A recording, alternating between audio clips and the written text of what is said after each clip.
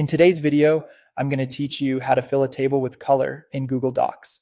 By the end, you'll know exactly how to highlight single cells or multiple cells to make your tables easier to read and more visually organized. Let's start with your document open and a table already inserted. Click once inside the specific cell you want to color so it's clearly selected. With that cell active, right-click to open the context menu. If you're on a trackpad, a two-finger tap works the same way. From the menu, choose Table Properties or Table Options, depending on what your interface shows. This opens the Table Settings panel, usually on the right side of your screen. In that panel, look for the section labeled Color. Under that section, find Cell Background Color. This is the control that fills the inside of your cell. Click the small arrow next to it to open the full color palette. You'll see a range of preset colors, and in many cases, an option to choose a custom color if you need a precise shade.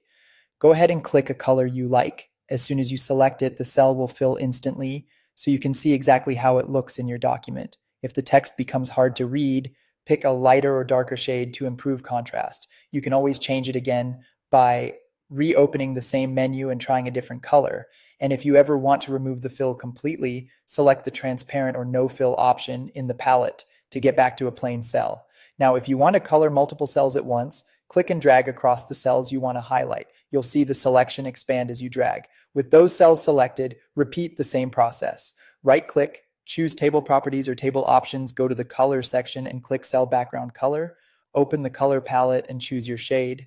All selected cells will fill at the same time, which is a great way to color code a header row, group-related data, or draw attention to important numbers.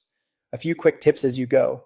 Keep color consistency to make your table easier to scan. Stick with high contrast combinations for readability, and preview your document in print or PDF if you plan to share it, since colors can look slightly different outside the editor. And that's all you need to fill a table with color in Google Docs, single cells or multiple cells, fast and clean.